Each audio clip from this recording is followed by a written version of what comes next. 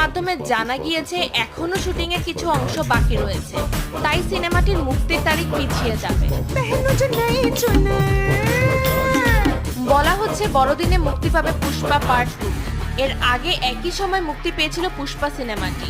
পুষ্পা সিনেমার প্রথম পর্ব দেখে দ্বিতীয় পর্বে আরো বেশি আশাবাদী হয়ে আছে দর্শকেরা, তাই তারা চাচ্ছেন না তাড়াহুড়া করে দর্শকদের প্রত্যাশা নষ্ট করতে। পুষ্পা 2 সিনেমা নিয়ে বেশ আশাবাদী নির্মাতা, কারণ এই সিনেমার সিকুয়েলে থাকছে আল্লু অর্জুনের নতুন লুক।